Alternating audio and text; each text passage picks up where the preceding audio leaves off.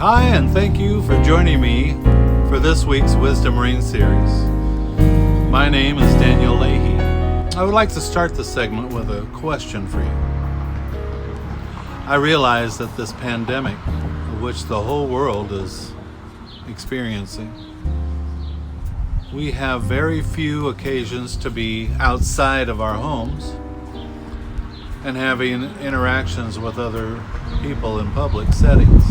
Yet most of us still need to be out in public periodically while we go for provisions for our banking, picking up prescriptions, etc. My question for you today is, what do you see on the faces of the people around you? Are they expressions of fear and worry, or are they expressions of calmness, caring, and peace?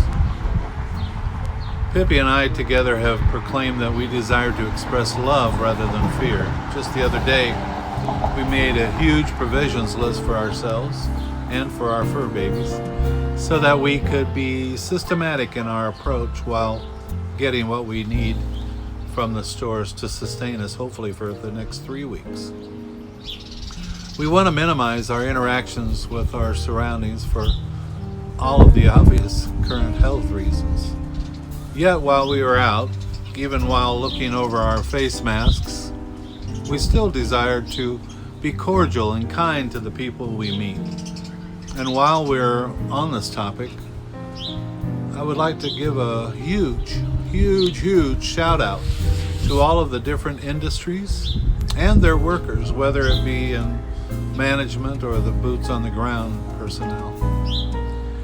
These folks are putting their own lives at risk for all of us. Have you noticed some of the cashiers' faces?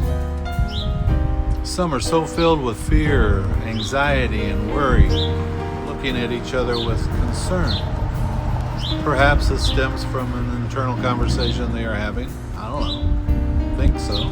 For instance, like, are you healthy? Do you have the symptoms that are linked with the coronavirus? Are you washing your hands? Am I going to get sick from being here next to you? These thoughts, or this internal dialogue, is common to us. And we can also actually find validity to justify our having these thoughts by labeling them as cautionary. Yes, it's very important to be cautious in times like these. Yet the point of being cautionary need not be an excuse to harbor anger, frustration, or disdain. It's so easy for any of us to get caught up in the so-called mob mentality towards the people around us rather than being cautious or aware of how viruses spread. I confess that I got frustrated with a fellow customer in the checkout lane at one of the stores we visited. This person was totally oblivious to even a modicum of social distancing, even with the markings on the floor as a reminder. I mean, they were up on me like white on rice. You feel me? I chose not to say anything because of an assumption they would not understand the severity or importance for social distancing. I suggested to myself to choose to be a part of the solution rather than a part of the problem. Correct response? I'm not quite sure. Jury's still out. I think it's possible as humans we, more than not, navigate from a default reaction, which is to find the negativity in the people and the things around us rather than seeing any benefits from what is happening in our lives and our surroundings. We come by it honestly. This is not to say that the devastation that has been produced by this virus towards so many lives is to be celebrated in any way, shape, or form. No. Yet the quarantine aspect of this virus has definitely slowed our daily lives down to the degree that we can take the time needed to consider our coming and going within our lives. Without all of the daily interruptions that used to occur, we are able to negotiate what is truly serving our life's ambitions.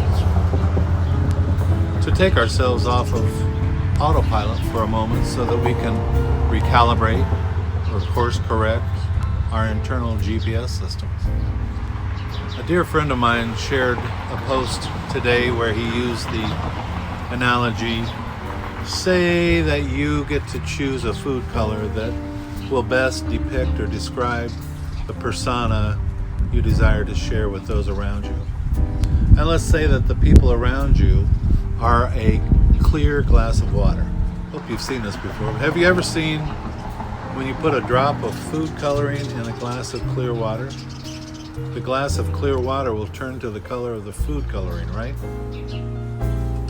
Well, likewise, when we share any of our available human characteristics with those around us, we then affect their environment as well. We can be kind or we can be mean. We can be caring or we can be standoffish.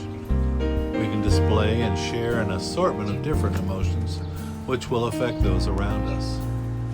Yet there is no cost to us for an exchange of an uplifting word or a smile to another person. It's absolutely free and no charge. Next time you go to a store, see what happens when you acknowledge the people around you with kindness. Notice how much power you have to offer them and this world around you at no charge to you. It's all free, and you will surely feel better. It's been proven in scientific studies that someone does an act of kindness towards another person, both the receiver and the giver of the act of kindness, their serotonin levels go up in their bloodstream. It increases. Not only the receiver and the giver, but the onlookers or the observers witnessing the act of kindness, their serotonin increases as well. What magic we all possess within us. Have a wonderful week, my friends, and if you feel that someone you know can benefit from this dialogue, please share this with them. And while you're at it, also visit our YouTube page at the link posted below. There you can find an assortment of different videos to choose from both Pippi and myself. Pippi's is Dropped in Pearls and mine is this. And I would like to know how these topics are showing up in you. Mainly because I care about you, because you are important to me. And most of all, my desire for you is to be important to you.